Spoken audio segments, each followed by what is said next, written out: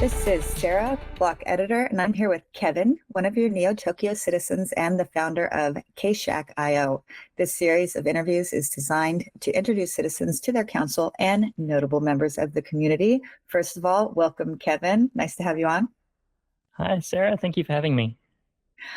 It's a pleasure. I've seen a few of your socials, and we're going to get into what you're building. But before we do, give us your background. You before crypto, where did you come from? Yeah, so my background before crypto was I'll go all the way back to when I was 15 years old, and that's when I guess found my calling for life, which was managed to land myself a position as a jeweler. So that happened through grade 10 work experience, where in high school they don't let you go to the next level until you select a career choice and go do work experience at a actual location. So I had no idea what I wanted to do, and I think I had seen a jewelry manufacturing video in my younger years and thought it looked interesting. So I wrote down jeweler, and I got sent off to a manufacturing jeweler and got sat down next to one of my old business partners. He became one of my old business partners, but he was the master jeweler that ended up training me. And yeah, I just remember sitting down next to him, and he said, what do you want to make? And I said to him, I was very nervous at the time. I was a 15-year-old kid with braces and acne, and I said, I don't know, man. I don't know what I'm even doing here. And he said, that's cool. Let's make an arrowhead. And he made one half of the arrowhead, and I made the other. And I think it took us around like 5 hours or 6 hours to make. And it just blew my mind. The whole process of creating it from start to finish with just the tools and the in that one room, and not seeing it get sent away or do anything was just pretty magical and special.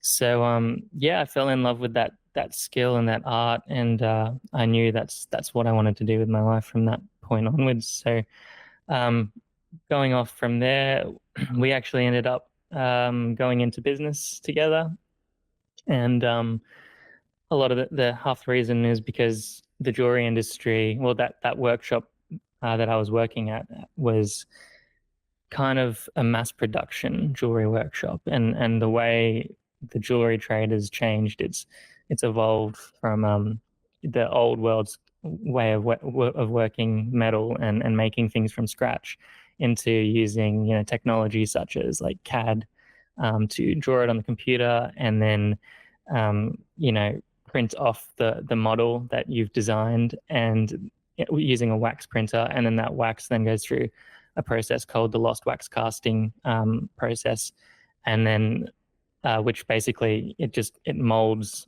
that, like a plaster mold is taken of that wax model, and then it gets burnt out, and then you inject it with whatever material you want, so platinum, gold, silver, you choose. And then the modern day jeweler gets those pieces in the mail and assembles them. So we sand them, clean them up, solder them together, set the stones, and it's done. But in my opinion, a lot of the art and the skills are really lost, and it's becoming a dying trade, sadly. So I found it really hard to find a job where I was able to make jewelry from scratch, which is my passion. So me and Ben, we started a company together, and he kind of took me on as his apprentice, and I just learnt the skills of hand making from him.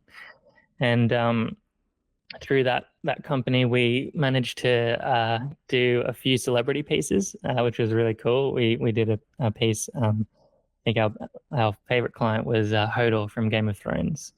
He he messaged us, and he needed a piece to wear for I think it was the season 6 premiere of Game of Thrones, and that was, spoiler alert. Have you seen Game of Thrones, by the way, Sarah? I have, and I think I saw that on your socials too. We're going to see if we can include that image in the article because that was so impressive. Yeah, well, we were so fortunate to make a piece for him to wear on the red carpet for this season where he spoiler alert, dies. So that was really special. We flew over to LA and actually delivered it to him and met him. And since then, he's been a long term client and actually a good friend. So that's really cool. And then also was that we were able to do a few other pieces for a couple of other celebrities like Donald Glover from Childish Gambino, and then a few other DJs and yeah, in the sort of Australian music scene as well. So that was awesome. Amazing. Obviously, huge fan of jewelry over here. You saw some of my pieces. I have a collection from my aunts who the whole collection is over 30 years old. And they're all handcrafted rings and jewelry. So I just adore that stuff. But I didn't know anything about the technological manufacturing that is taking place now. And that's really interesting. And before we get into you tying blockchain into your pieces, which I'm really excited to hear about, tell me how you got into crypto and Neo Tokyo. Yeah, so I got into crypto in 2021, right smack bang in the middle of the bull run. And it was actually with another business partner because I've had multiple ventures in the jewelry industry. I've yeah been kind of a bit of a nomad and had like a plethora of experiences in the trade, which is really cool, and I'm so fortunate to have had. But yeah, my other business partner at the time, we were running a bricks and mortar shop, and I remember we were just sitting at work late one night and sort of looked at each other and said, "Do you want to get into crypto?" Because we had heard a lot about Bitcoin and all that sort of thing, and we set up a wallet and bought XRP and watched it pump and then watched it dump into the dip, that big dip that happened in the market of 2021. And yeah, it was a crazy experience because during that dip, like you being a crypto noob, sort of entered in the space and then like made lots of money real quick and then lost it all. Well, didn't really lose it, just kind of was sitting on it while it was down. And during that time, we stumbled across Alex Becker, and then from Alex, then Elliot, and it blew my mind that Alex was kind of he was like promoting all these gaming coins and the strategies of how to find your own coin and all that sort of thing. And I've been a gamer my whole life. My dad was a computer technician, so I've always had the state of the art computer to play games on. So um, yeah, that was really cool to see blockchain technology be used for games, and yeah, that's when I started niching into gaming, and then made yeah during that dip, I accumulated a bunch of coins and then made a lot of money. Going into the end of that bull run, and then as the first time I lost it all going into the bear market. So it was a really cool experience, but even that loss, I kind of just count as my tuition fee that I paid. Tuition fee. I've had a few tuition fees. I think maybe two or three. Probably one too many, but Yeah. but it happens. But you're in Neo Tokyo now. When did you join?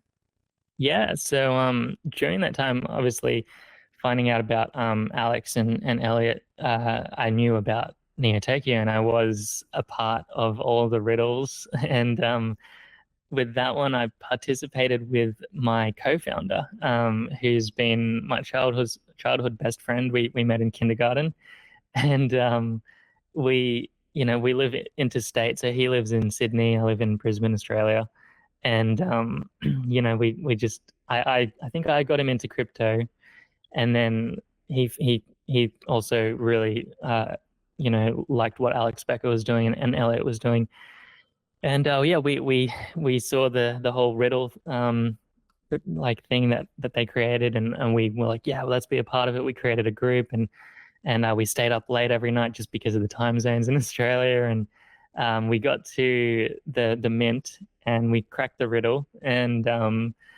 it was 2 a.m. and we made it to the Etherscan page, but we both still were inexperienced and didn't have enough gas in our wallets, or enough knowledge to select the codes and then mint from Etherscan. So that was a really hard learning experience to miss out Trauma. that much. Yeah, a lot of trauma. And then obviously we watched the project evolve from there, and we, uh, we just both loved the vision that Alex and Elliot had for the project, and tying in, the Ready Player One element. That really inspired me, and that also allowed me to see how I could actually add value to Neo Tokyo. So it's, as I think Elliot said, or one of the laws is, um, don't ask what Neo Tokyo can do for you, but what you can do for Neo Tokyo. And that's such an awesome law or rule to stand by, because you just it basically just means build together. And yeah, so that was cool, and I was able to see how I could tie in my skill and my art into this awesome community, and I loved how it was like, they really promoted the big brains, and just really like adding problem solvers to found the community. And then having watched it grow from that period of time, you hear a lot about the internal politics and stuff with any sort of company and organization. They're always going to have their kinks and go through those periods of difficulty, and then but it's what you can sort of amount to after that. And you look at Neo Tokyo today compared to when it was founded, it's grown so rapidly, and it's got such an amazing community, and that's where I started acquiring a few S2 citizens during the bear market, and then eventually got the bug, and just decided to pull the trigger and get my S1. So yeah, now I'm sitting here with my shirt off on the couch.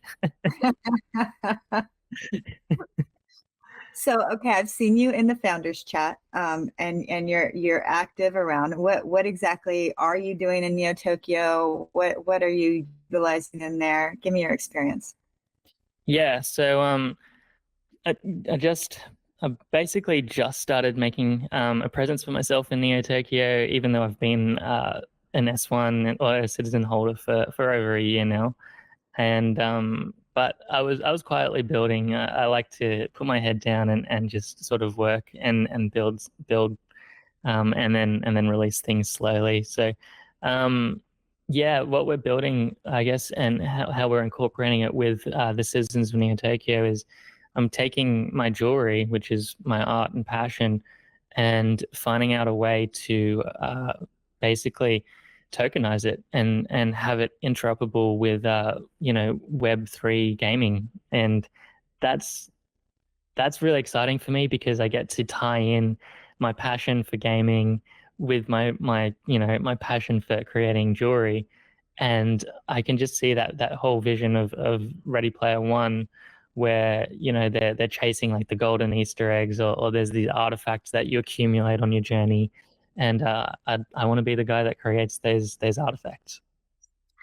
Okay, amazing. You're gonna have to break this down to me. Explain it like I'm five. So I get a Kshak piece, a ring or something, or some kind of piece of jewelry that I can physically wear.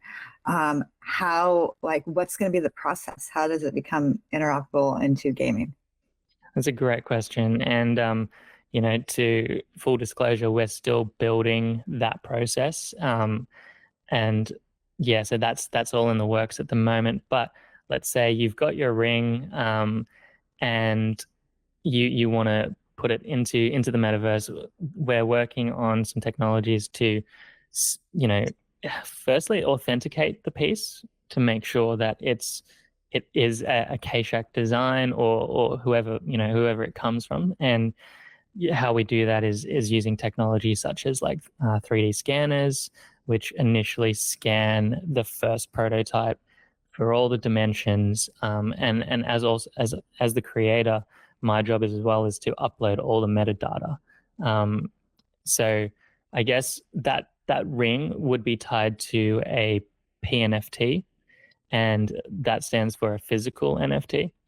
Um, and so basically, you'd have that NFT, which would be like a video or a 3D model of the actual real life item, and within that you would see all the metadata just like you would like a normal NFT. You see the specs, the rarity, etc. And you would see things like the weight of the gold, and the quality of the diamonds. So if you and just all the materials that go into it, as well as any certificates. So this also helps solve a lot of the ethical side of jewelry manufacturing, where you've got we don't, as jewelers, we don't want to support conflict diamonds or blood diamonds. Like, that's a real thing. So by tokenizing all these details and actually having authentic certificates that's stored within the metadata of the NFT, you've just got a digital counterpart to your physical item. But then the bonus is then you can, it's scanned and uploaded into the metaverse as a 3D model. I know Style Protocol, they're doing an amazing job with that, and you get to then take your real life item and then use it in game. And I've seen footage of them, scanning your citizen and then using it in game, in like a game like GTA 5, and just running around. And it's just a really cool concept. And I love that idea of being able to take these special items that have a lot of meaning and then take them into the metaverse, or vice versa, or the other way around, where you find an item. Let's say I do a commission for a Web3 gaming studio, and they say, Kev, we're making this awesome game, and we need a golden medallion, and we want this golden medallion to be just thrown into our open world, into our open metaverse, and for all our players to go on a wild Easter egg hunt and find it. I'll create that piece in real life, then we scan it into the metaverse, and they can implement it into their gameplay. And that could look like, that's one scenario, but it could be also a battle royale, or it could just be something that you trade on the marketplace. And that to me, that idea and that vision is really exciting. So you mentioned Style Protocol, and we're wearing our Style Protocol avatars right now. So theoretically, I can be on my future episodes all decked out in Kshak jewelry and have the physical pieces. Hey, that's where we'd love to go. Definitely, I'm really passionate about jewelry, because to me, like I even go down the path to call my pieces artifacts. I try not to refer to them as jewelry. And that's just because I've dedicated my life to learning how to create, pieces from scratch. And it takes a long time for me to make a piece. So what an artifact is, it basically is a piece that embodies a story and captures a moment of time. And, therefore they're really special, and they're made to last and be passed down for generations and hold that story. So imagine if you minted or won a piece in game or through some sort of metaverse quest, and actually got the real thing in real life. You would get all those cool feelings, that nostalgia that you got from playing the game. Or even acquiring like your citizen, for example. Like I've got my citizen like pictured on my wall in my workshop, and that's just because it just reminds me of the story of how I joined Neo Tokyo, and you get a lot of cool feelings there, and it makes you feel like a little bit of a superhero, right?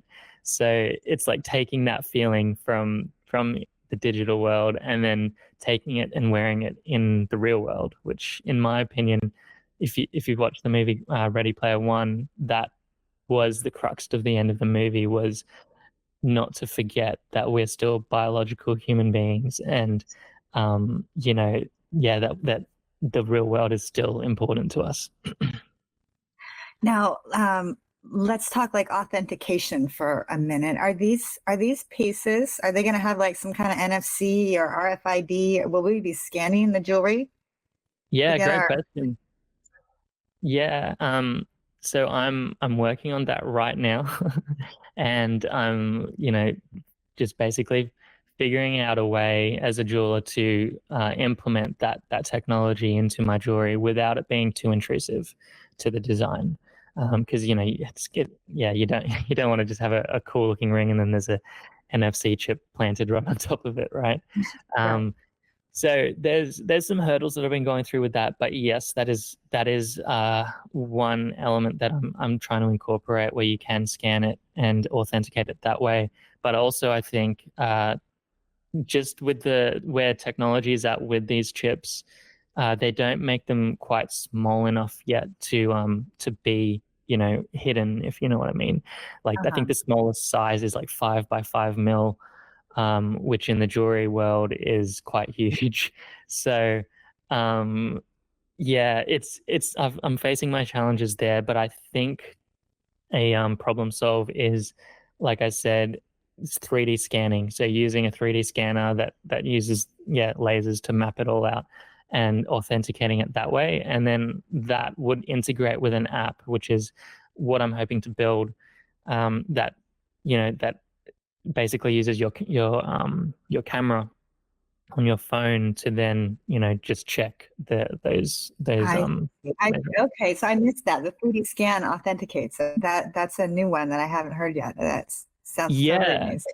yeah. So yeah, it would both 3D scan would upload the model into the metaverse, but it would also act as an authenticator as well, because it checks those dimensions of the original design. Whereas if it was ever melted down, or let's say copied from like just from another jeweler, if they're going to copy it, they're most likely going to use mass production methods, and trying to pinpoint the exact measurements there and the exact materials will be very hard to do. Okay, in your best guess, and I know this is the hardest question for founders to answer, when are we going to be buying Kshak jewelry that we can put in the metaverse? When is that happening? Okay, that we can put in the metaverse. Well, I'm aiming at releasing my online store probably, but yeah, I'm hoping by Q4 this year, so by the end of this year. As for being able to take it into the metaverse, that might be early next year sometime. Yeah, around Q1, Q2, but I don't want to give a solid date. It's just very rough estimates of the time. Looking forward to that. Okay, so moving beyond that, we might have the answer to this already, but for citizens who are just getting to know you, we're all a networking group. What's your main expertise? Obviously, it's jewelry. We all get that. But what would another citizen maybe want to reach out to you of something that you can give advice on? That's a great question. So obviously, yeah, jewelry is my manufacturing jewelry is my expertise, but I've had a fair bit of business experience as well, just running those traditional businesses that I've had, as well as investing in the Web3 space. So yeah, just I've managed to do pretty well with my portfolio, as well as my co-founder, who's another citizen. And I'd love to try to get him on this show as well. Cryptocious Holdeman, he's a shout out to him. He's a really cool guy, and he's got his own stories as well. But yeah, I think to answer your question would be obviously jewelry, like anything collaborative of jewelry, or but even just like in terms of merch too, just a little bit of like I guess my philosophy with merch is I could probably offer some value there, just especially with having managed and selling a product like jewelry to a lot of celebrities. And I saw your Neo Tokyo fan ring. That was pretty cool. I hope we see that in Crasher's Mall here soon. Yeah, I think that one would be a hit. yeah. I've had some good feedback, and I am actually working on a collaboration with Crasher, and he's such an awesome guy. We've been in the speaking for like just I think maybe coming up to a year now, and we're working on something big together. So that's really exciting, and it's not the ring; it's something else. So, but I'm hoping the ring will make its way into the mall in due time as well. Looking forward to it. All right, our final question. We are going outside the metaverse, outside Neo Tokyo. Hobbies, outside interests. What are you into outside of this world? Yeah. So I'm a dad now, and I've got Congratulations. Thank you. I've got a 7-year-old stepdaughter and a 2-year-old son. So uh, the kids keep me on my toes. Before that, before I was a dad, I was into some really reckless activities, I guess. So free solo, climbing mountains. Wow. Yeah, so I don't do that stuff anymore, but that I'm a bit of an adrenaline junkie. So, but now I think just being a dad is awesome, and um, my other hobby is boxing. So I've had a couple of fights, amateur fights, and I'm still training as well. So, yeah, it just I don't know, boxing it keeps me fit, but it just brings me peace, I guess. And Still yeah, dangerous, but a lot safer than the free solo bit, huh? it is, and like I'm not really training for fights anymore. I'm really head down with my business, and you know the kids are like my rock. They you know my family are my rock. They ground me, and they're kind of why I do everything as well. It's yeah, it's just I'm so fortunate to have like created a life where I've you know just got so many things that ground me and that elevate me, and you know it's just yeah, I'm just really enjoying it at the moment. Wait, did you make your way into the Parents of Neo Tokyo chat? Oh my god, no, I didn't know Yeah, that. I I was didn't know gonna that was a say thing. I don't think I've seen you in there. Oh yeah, there's a parents chat where everyone's posting their babies and kids and What? guys. Please invite me. I'm gonna tag you in there as soon as we're done here. All right, and you know what? We are out of time. We're What? done.